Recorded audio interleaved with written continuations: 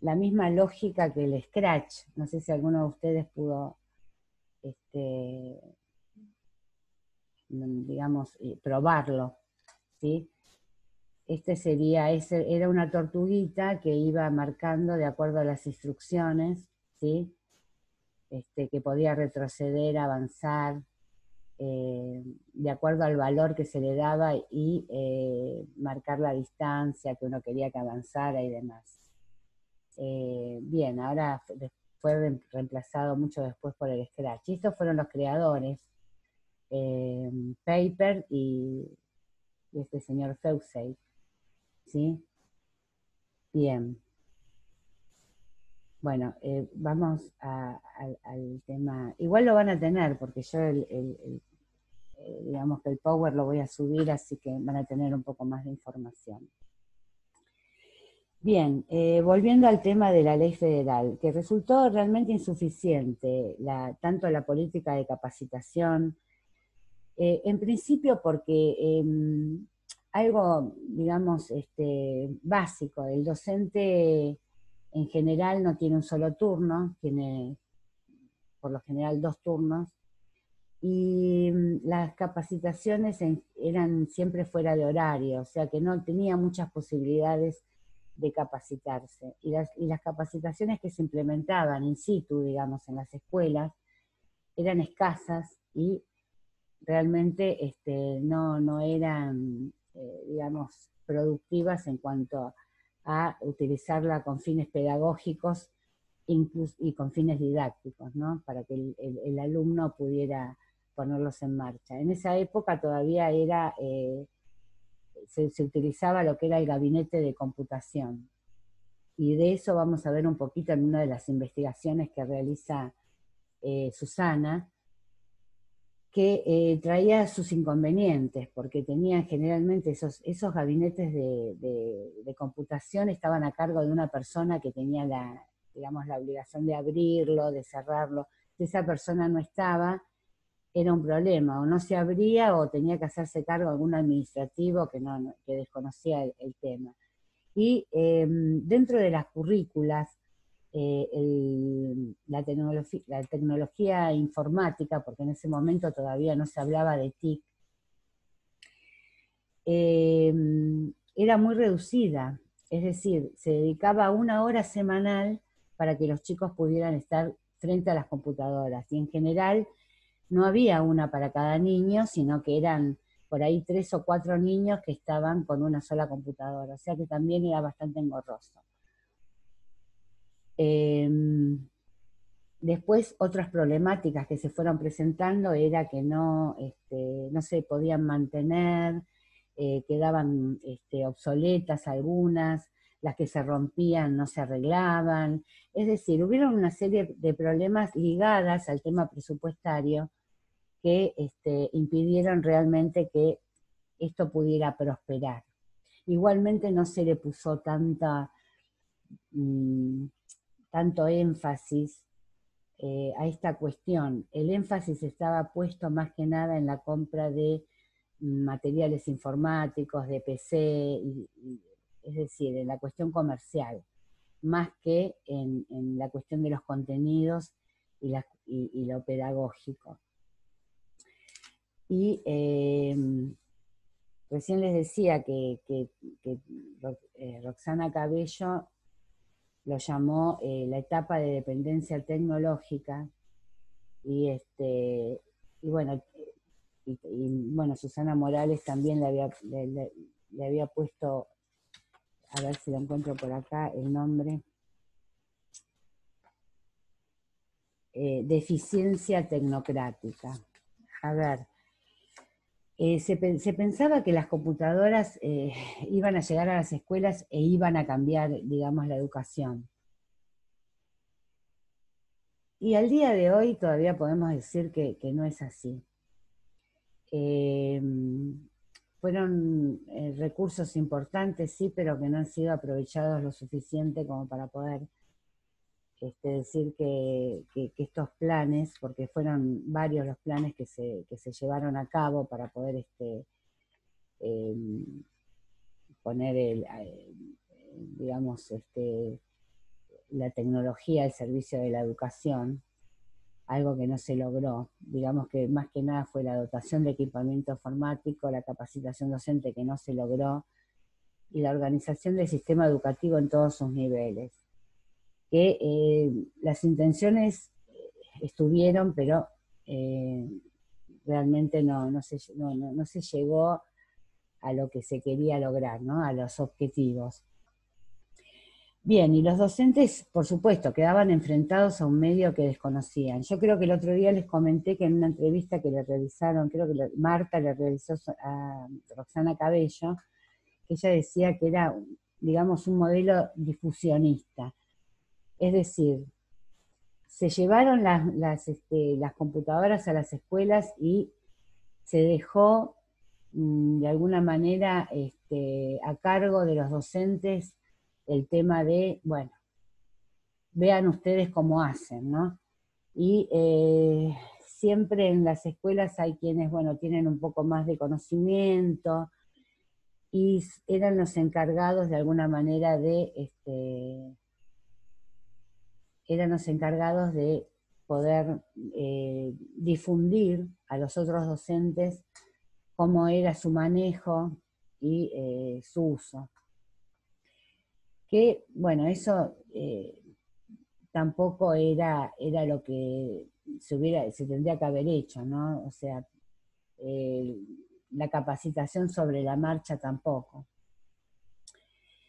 De todas maneras, tampoco se sensibilizó al educador acerca de la potencialidad del recurso informático.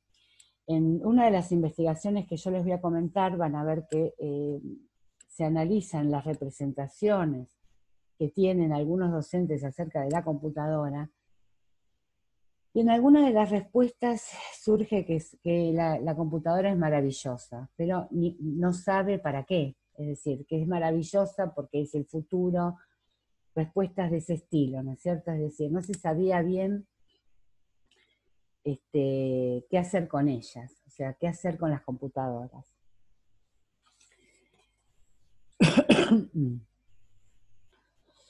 Bien.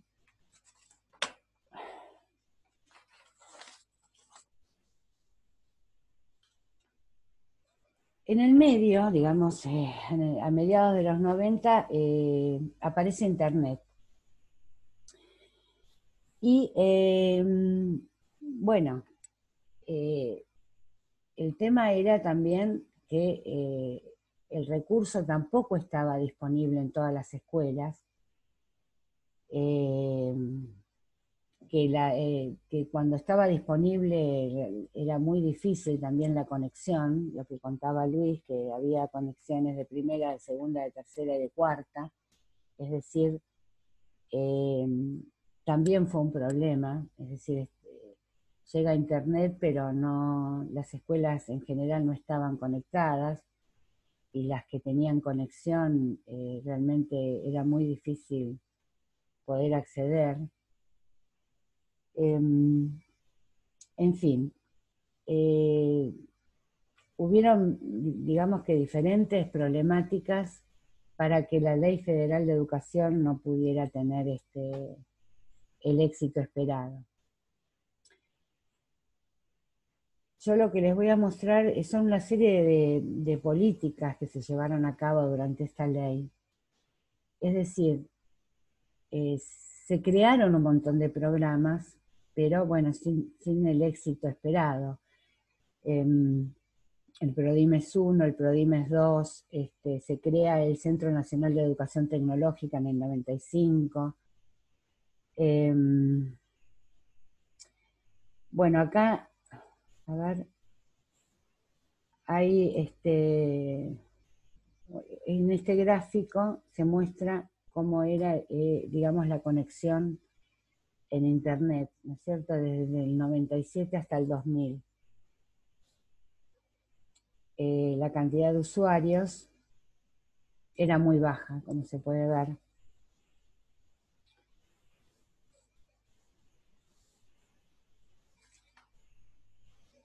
Bien.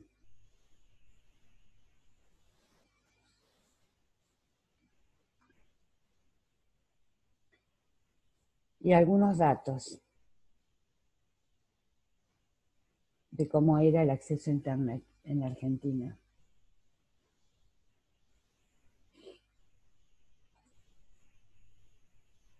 Bueno, y acá llegamos a, vamos a hacer un recorrido un poquito más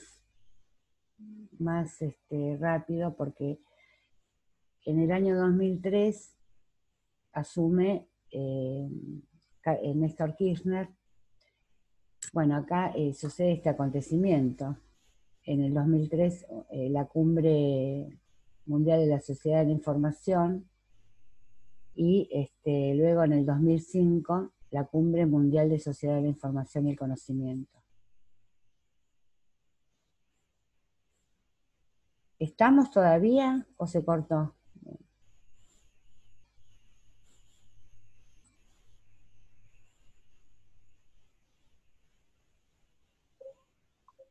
No, profe, está activado. Salió el Ah, cartelito de tiempo ah, ilimitado. listo, listo, listo. Gracias. Bien. ¿Por qué son importantes estas cumbres?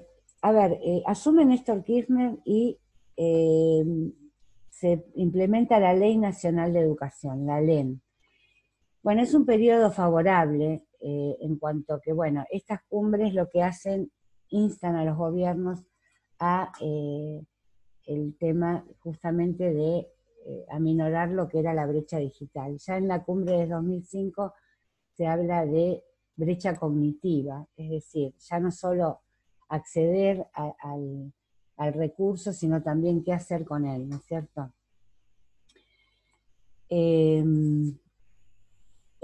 Cuando asume Kirchner en el 2003, además de la Ley Nacional de Educación, que fue creada en 2006, y se crean también el portal Educar, en el 2005 el canal Encuentro, que tuvieron un papel muy importante en cuanto a lo que tiene que ver con las TIC. Por ejemplo, el portal Educar en la cuestión de la capacitación docente, en brindar recursos educativos, y el canal Encuentro fundamentalmente porque tenía contenidos de información sobre recursos educativos multimedia, interactivos y demás. Bien, Susana Morales sostiene que se inician también nuevas políticas a partir de la nueva Ley Nacional de Educación, que propone desarrollar las competencias necesarias para el manejo de los nuevos lenguajes producidos por las tecnologías de información y comunicación. La intención del gobierno era implementar proyectos orientados a la dotación de equipamiento, conectividad y capacitación docente. También hay una fuerte impronta de poder continuar con esto que habían iniciado con la ley federal, pero ya con, digamos, otros recursos. Desde 2003 los programas impulsaron el desarrollo de plataformas y recursos digitales. Se pretendía que hubiera conectividad en todo el sistema educativo. Digamos que tampoco se logró del todo, pero bueno, parecía que esto iba encaminado a que sí se iba a, digamos, a tener conectividad en todas las escuelas, pero no. Y también hubo serios problemas con esa cuestión. En cuanto a la formación de los docentes, tampoco resultó suficientemente efectiva, ni tampoco se sostuvo en el tiempo. No estaba orientada al uso pedagógico de las TIC, sino el aprendizaje de cómo manejar los dispositivos. Y bueno, si bien vamos a ver las investigaciones de Susana, yo recuerdo que en el 2016 hice una serie de entrevistas a un instituto de formación docente. En realidad lo hice a dos. y quien era facilitador en ese momento me comentaba que, bueno, que estos problemas que yo comenté de conectividad, de que hubiera gabinete, ¿no es cierto?, y que a veces estaba cerrado y no se podía acceder, todavía subsistían.